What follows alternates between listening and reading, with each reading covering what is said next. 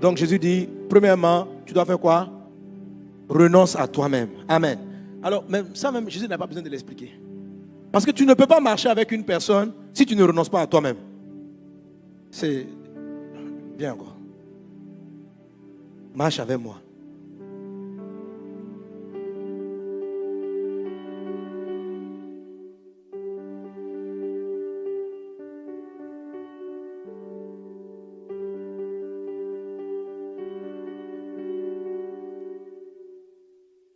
Pour marcher avec moi, il doit lui-même renoncer à ses propres destinations. Il doit renoncer au chemin qu'il avait voulu emprunter. Tu ne peux pas suivre une personne en ayant toi-même ton propre programme. Décider de suivre une personne, indirectement, ça signifie, ou même directement, mais ça signifie, bon, je mets de côté, là où moi-même je voulais partir, je mets ça de côté. Et puis là où tu t'en vas, là où tu pars, j'irai. C'est ce que Jésus a dit. Si tu veux venir après moi, tu dois renoncer à toi-même. Alléluia. Amen. Bon, attends un peu à côté. Tu me suis, hein? Tu me suis trop. Bon, c'est bien, mais attends. Amen. Alors, tout à l'heure, quand il va revenir, il sera dans le rôle de Jésus. Moi, je vais te montrer comment la plupart font avec Jésus. Renoncer à soi-même.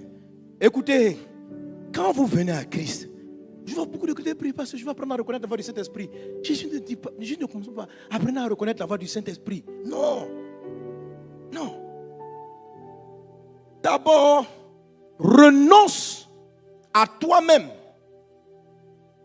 Si tu avais tes projets, si tu avais tes objectifs, quand tu veux marcher avec Jésus, tu dois prendre tes rêves, tes visions personnelles, tes projets personnels et puis les mettre de côté. La vie chrétienne commence par cela. Vous ne pouvez pas chercher à dire, oh Esprit de Dieu, montre-moi qui est mon mari. Il va te dire, il dit, ma fille, on ne commence pas par ça. Dans la vie, tu veux quoi? Seigneur, je suis venu à l'église, mais je veux me marier. Il dit, renonce-y d'abord. Si tu veux me suivre, renonce à ton projet. Il dit, non Seigneur, je veux venir à l'église, mais honnêtement Jésus, je veux voyager. Il dit, si tu veux marcher avec moi. Parce que toi-même là, c'est ton projet de voyage. Il dit, il faut y renoncer. Il faut que tu renonces à ça. Renoncer, hein? Oui, il faut que tu renonces. Jésus avec toi, je vais avoir un PhD. Il dit, renonce. Quand vous venez suivre Jésus, vous ne pouvez pas le suivre avec vos projets. Vous devez les laisser de côté un moment. Sinon, ce n'est pas toi qui le suis. C'est lui qui te suit. Alors, voilà ce qui se passe le plus souvent. Viens maintenant. Là maintenant, moi je suis le prieur. Lui, il est Jésus. Seigneur Jésus, je te donne ma vie. Sois mon Seigneur et mon Sauveur. Alléluia. Oh Jésus, qui est bon comme toi. Jésus, je veux marcher avec toi. Tu dis je veux marcher, mais à la fin tu vas voir qui marche avec qui. Jésus, on dit que quand tu es dans ma vie change. C'est vrai? C'est vrai. Jésus, je veux me marier. Viens. Jésus, regarde mon mari là. Il marche pas bien. Change-le, Jésus. Jésus. Mais Jésus. On a dit qu'avec toi, il y a la victoire. Jésus. Bon, s'il t'a un peu aidé. Jésus, viens. Regarde, j'ai un commerce là. Attends, dis-moi même. Je fais un commerce. Je fais un loco. Je fais quoi? Non, dis-moi, on bénit quoi? Suis-moi. Alors, viens dans mon commerce d'épargne. Jésus. Oh, il y a trop de sorciers dans les commerçants d'épargne. Paralyse-les pour mon nom de Jésus. Jésus.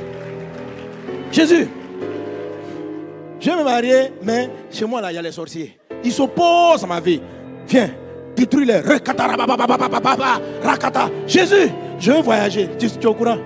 Depuis que je suis enfant, j'avais l'impression que je vais aller vivre aux États-Unis. Jésus, ouvre-moi la porte. Regarde, le gars du visa là. Change son cœur. Jésus touche le cœur de l'ambassadeur, du consul. Au nom de Jésus. Maintenant, tu vas, on refuse le visa. Jésus, tu n'as pas dit que si tu as un mois, j'aurai la victoire. Je t'ai dit de paralyser le cœur du monsieur. On m'a refusé le visa. Jésus, bon, c'est les épreuves, non? C'est les épreuves. Je dois persévérer.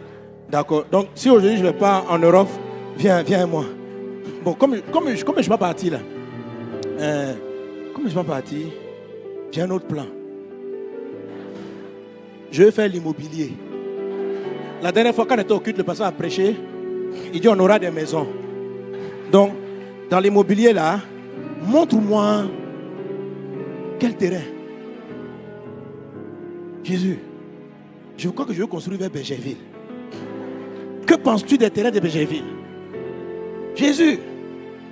Bon, tu te reconnais? Alléluia. Amen.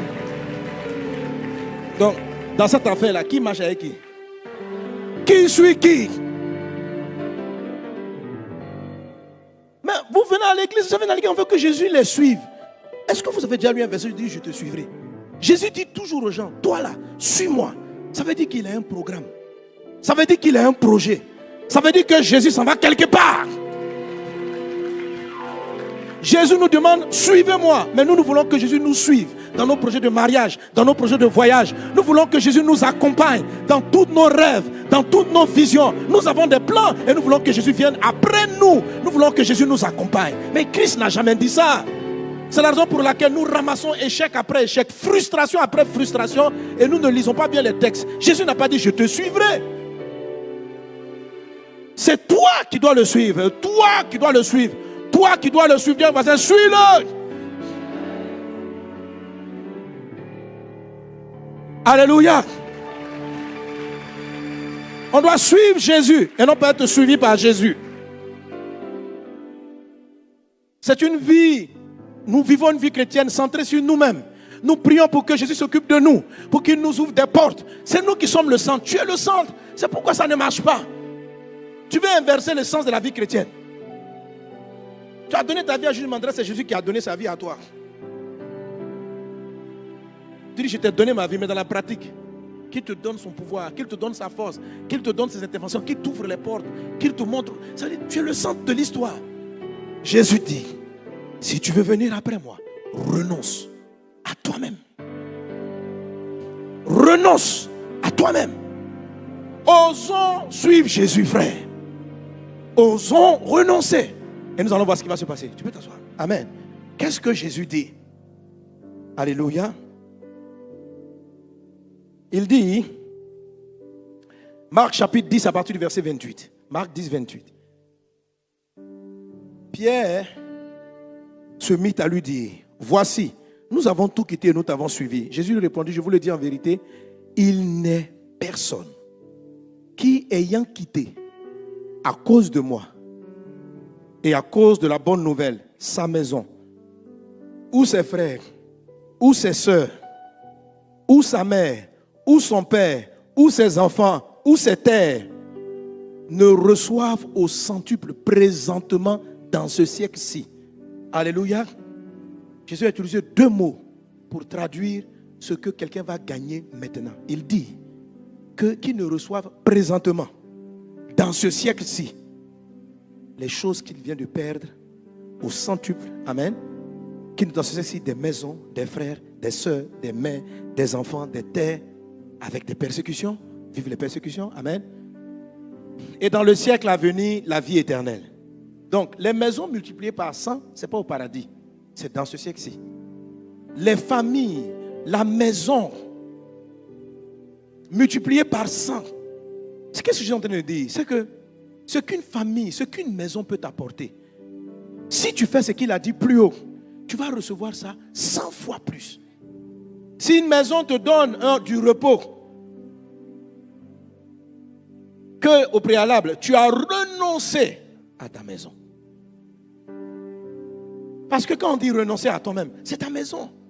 C'est tes projets de maison. Renoncer à toi-même, c'est ta famille. Ta famille est trop importante pour toi. C'est pour ça que tu ne peux pas bien servir, tu ne peux pas suivre Dieu. En fait, Jésus n'a qu'à venir te suivre pour bâtir toi ta maison. Jésus n'a qu'à venir te suivre pour sauver toi, tes parents, sauver ta famille, s'occuper de tes biens, de toi. Jésus te dit ceci. Il dit, si tu veux venir après moi, à cause de l'évangélisation, de l'évangile, ta famille, tout ce qui est à toi, là, les choses auxquelles tu es attaché, laisse-les. Suis-moi. Et je te dis. Et puis Jésus même met au défi. Il dit, je vous le dis en vérité. Pour dire que c'est la vérité, il n'y ait personne. Ça veut dire, je mets quiconque au défi. Quiconque au défi. Mes amis, moi-même, je considère que ma vie est un fruit de ce passage. Voilà.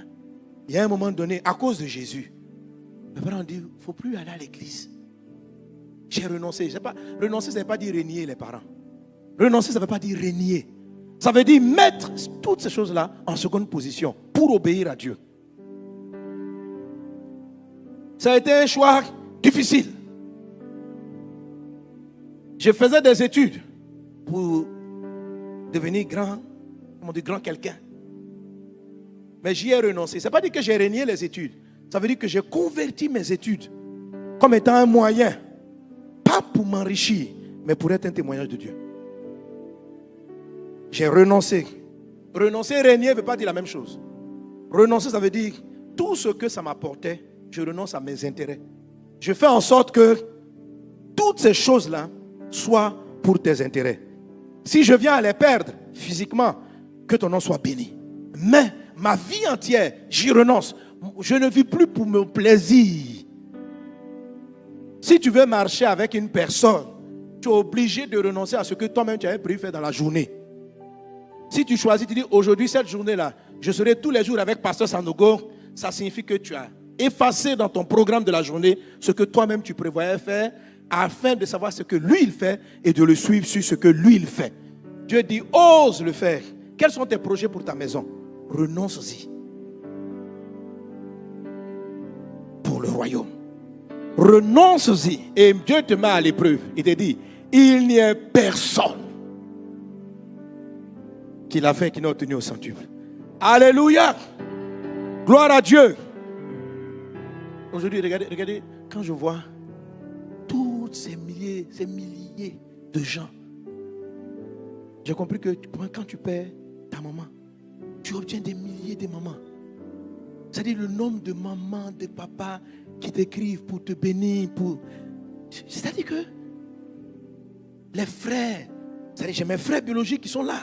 Dieu les a protégés, Dieu les a gardés. Mais il y a un moment où dans la famille, tout le monde m'a regardé bizarrement. Mais je ne faisais pas pour les abandonner.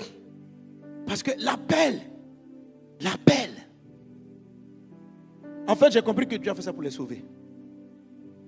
Ouais. Dieu a fait ça pour les sauver. Est-ce qu'on est ensemble? Est-ce qu'on est ensemble? Renoncer, ça veut dire faire de Jésus ta priorité. T'investir sérieusement pour le royaume de Dieu. Amen, amen, amen. Le mettre en premier. J'ai dit, ça ne veut pas dire renier, mais c'est comme un ordre de priorité. La vision de Dieu, les objectifs de Jésus deviennent tes objectifs. Tu lis la Bible, non pas pour chercher à voir comment toi tu vas gagner tes examens, mais pour chercher à voir comment lui va gagner. Tu t'approches dans la prière, non pas pour chercher à ce que toi tu gagnes, mais à ce que lui il gagne. C'est qu'il gagne. Ça prend du temps de renoncer, d'être là et puis de commencer à réfléchir aux autres pays, de prier pour eux. De prier. Alléluia. Votre amen n'est pas bien. Quelqu'un donne un bon amen. Quelqu'un donne un bon amen. Alléluia. Ça, c'est le renoncement physique. Il y a le renoncement émotionnel. Il y a le renoncement émotionnel. Dans le livre de Luc chapitre 9. Luc chapitre 9. Il y a quelqu'un, ça c'est le renoncement émotionnel. Bon, d'abord c'est le physique. Il y a une personne qui voulait suivre Jésus. Il dit, Seigneur, je vais te suivre partout. Jésus dit, les oiseaux du ciel ont déni, les renards des tanières. Mais le Fils de l'homme n'a pas un lieu où reposer sa tête. Là, Jésus est en train de lui demander, quand tu veux me suivre, là, ton objectif de dormir, d'être à l'aise physiquement, n'est plus une priorité. Si je dors à la belle étoile, tu dormiras à la belle étoile. Alléluia. Gloire à Dieu. C'est ce genre de renoncement qui vous amène à aller quelquefois même en Centrafrique pendant qu'il y a la guerre. Parce que tu as renoncé à ta vie. À dormir dans des endroits pour l'évangile où tu ne sais même pas comment te laver. Pour l'évangile de Jésus. Amen. Gloire à Dieu. Quelqu'un qui ne veut pas aller à l'évangélisation, qui ne veut pas servir Dieu, parce que c'est pas si la chambre sera climatisée, parce qu'il a peur de 3 moustiques. Amen, amen, amen. Ça, c'est le renoncement. Il dit les oiseaux du ciel ont des nids. Là, comme pour donner le verset, c'est quoi? C'est Luc 9, 23. Les oiseaux du ciel ont des nids, les renards des tanières. Amen. Voilà, 57, 58. Jésus dit les renards des tanières, les oiseaux du ciel ont des nids, mais le Fils de l'homme n'a pas un lieu où reposer sa tête. Verset 57, qu'est-ce qui s'est passé? Il dit à un autre, suis-moi. Pendant qu'il était en chemin, un homme lui dit, Seigneur, je te suivrai partout où tu iras. Donc Jésus lui répondit, les renards des tanières. Alléluia. Quand tu viens sur Jésus, sois prêt. Il y a des gens qui vont me dire, parce que si je n'ai pas dormi dans une maison, ce n'est pas bien. Je dis, mais tu sais que dormir dans la rue, là, ce n'est pas un péché. Hein? L'évangile peut t'amener, tes parents peuvent te chasser. La famille peut te chasser. Et tu dors dehors. À cause de l'évangile. Le film là vous plaît pas. Hein? Vous voulez toujours. Viens faire notre. Jésus! Jésus! Jésus! Viens dans ma maison. Bénis ma maison. Que ma maison soit climatisée. Non. Frère, tout autre évangile qu'on prend là, c'est pas le message. Jésus là, c'est ce que je te dis là, c'est ce que Jésus a dit. C'est pourquoi ta vie ne marche pas, parce que vous voulez changer l'évangile. Les gens sont obligés de faire un évangile blaguer. Viens à Jésus, tu vas voyager. Alléluia. Avec Christ, tu voyages. Avec Christ, tu vas avoir une grande maison. Avec Christ. Frère, il y a combien qui ont une grande maison depuis lors? Oui, c'est bon de temps en temps qu'on s'encourage. Mais moi, Jésus donne des grandes maisons. Mais des maisons avec beaucoup de paix. Mais avant la grande maison de beaucoup de paix, il faut renoncer à la première. Et il faut que tu aies confiance. C'est pourquoi il dit, je te dis en vérité. Je te dis en vérité. Ça dit, il faut que la maison même là ne soit rien pour toi. Écoutez, toute souffrance vient de ce à quoi vous êtes attaché. Ce sur quoi vous êtes attaché. Si tu es beaucoup attaché à un monde, si tu la perds, tu vas souffrir. En fait, Jésus ne parle pas pour lui, il parle pour toi-même, pour ton âme. Tu n'es pas heureux parce qu'il y a des choses passagères auxquelles tu es attaché. C'est ce qui fait ton malheur. Ton malheur, c'est que le diable peut trouver ta maison. Mais tu es trop attaché à la maison. La maison n'est rien. C'est toi qui es plus que ça. Mais il y a des choses auxquelles tu t'es attaché. Il te dit, renonce-y. En vérité, Dieu n'a besoin de rien. Tu vas lui apporter quoi? Mais ce qu'il dit, c'est pour toi-même. L'homme entend beaucoup de voix qui le désorientent parce que tu entends les voix de tes attachements. Tu es tellement attaché à la chose que le jour où elle commence à la perdre, tu commences à paniquer, tu perds tes moyens, tu deviens irritable. Mais si tu renonçais à ça, tu serais heureux. Parce qu'une fois que tu renonces, Dieu peut te donner ça même par millions. Qu'il en soit ainsi au nom de Jésus. Si tu es attaché à l'argent, je ne te donne pas l'argent. Il te dit renonce à l'argent. Amen, amen, amen. Gloire à Dieu. Viens voisin, renonce à toi. Renonce à toi.